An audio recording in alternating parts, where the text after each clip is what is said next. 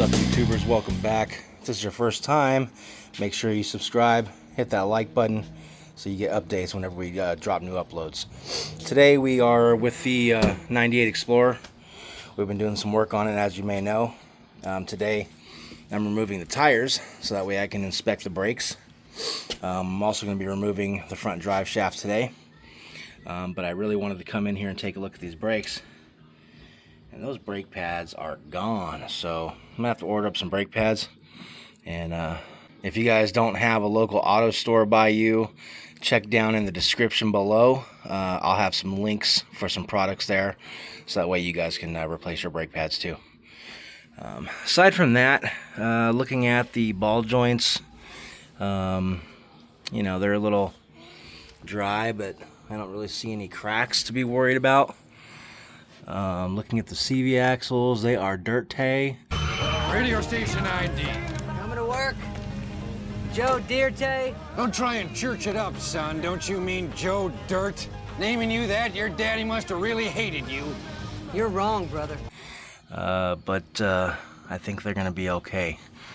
And we're really not going to worry about the whole front drivetrain right now, as we are going to be deleting the front drive shaft. And the reason for that is because the front differential has a 410 gear in it, and the rear differential has a 355. Why does it have that, you might ask? Well, the previous owner, when the gears exploded on him, you know, as they do, he went to the junkyard and all he could find was the same axle, but it had 355 gears and an open differential. So he took out the LSD, doesn't have limited slip anymore, which all these components are going to be upgraded. I'm just trying to get it ready for a daily driver right now with a bare minimum budget. So, you know, removing the drive shaft is a little bit more cost effective than it is to replace the axle or the gears right now at this moment. I have priced out some axles at the junkyard, and when you can find one that's matching that I need, they're about 300 bucks and some change. The gears are about the same cost. So I don't know, I may end up just buying new gears and swapping those out, but I'm thinking about doing an axle swap on this anyways. So like I said, I'm just going to try and keep this under a small budget right now and get it running so that way I can drive it on a day-to-day basis.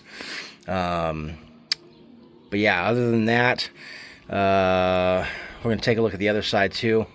But right now, I tell we can use some brake pads. I can almost guarantee we probably need them back there too, but we're going to take a look at those as well. So stay tuned. I've got the driver's side all cleaned up now. Went ahead and polished up the caliper, ground down the rotor. It had a lot of surface rust on it. I'll probably end up replacing these rotors at some point if they don't clean up any better. Cleaned up the upper control arm, the lower control arm, sway bar link. Everything in here has been cleaned on this side. So we're going to go ahead and start over on the drive shaft. And we've got 8mm bolts. You can see right here. So we're going to go ahead and loosen those. And we've got pretty much most of them loose. And if you've got this jacked up like I do, wheel off and everything, you should be able to manually rotate the axle. And so I just loosen one and then rotate it to the next one and just keep going until you got all 8 loose.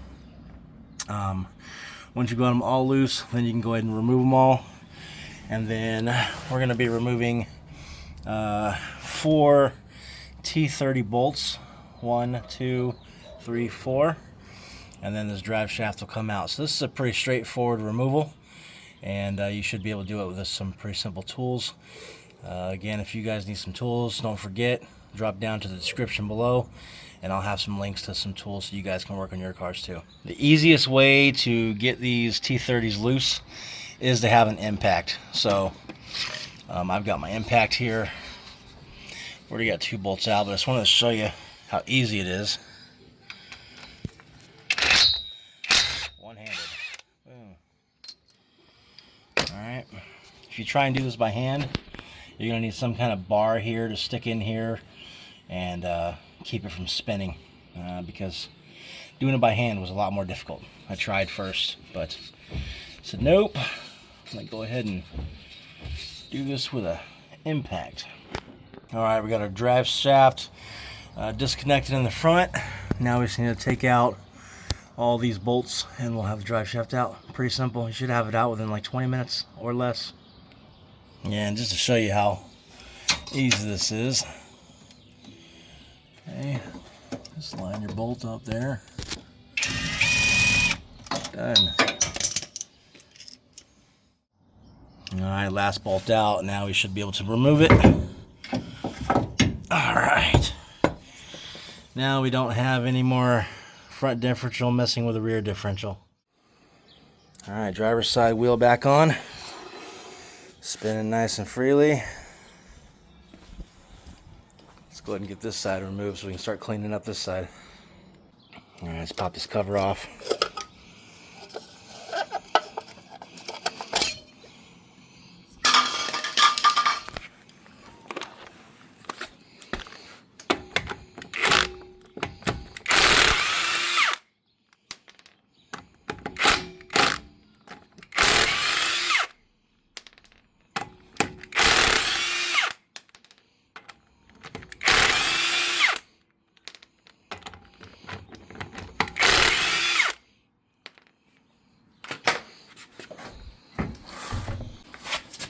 Oh boy, look at that.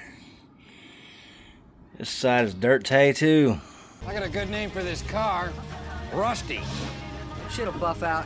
Don't bother. Just drive this piece of crap off a cliff. Do us all a favor. Does this look like a piece of crap to you? You have them spinning tires, do you? You suck! You do! Oh man, look at that. I never even noticed that before.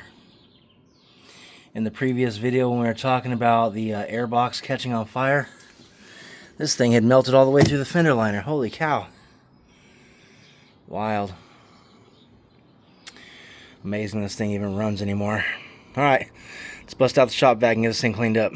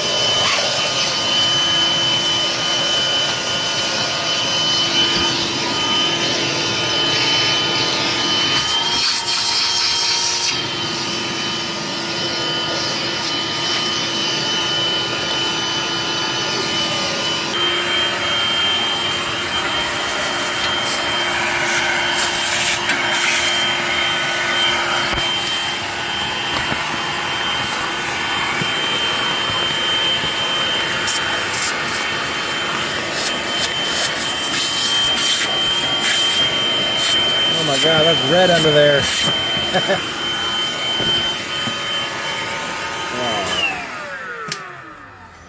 I'll bust out the wire wheel.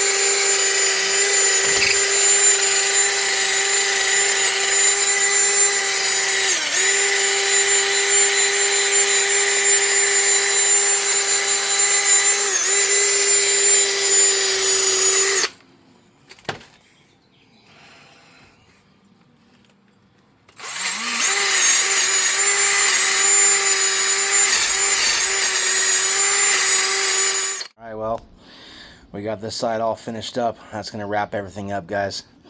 If you've enjoyed hanging out with me, get that thumbs up. And I appreciate you guys. Make sure you're subscribed for the next update. We'll catch you next time. Thanks for stopping by.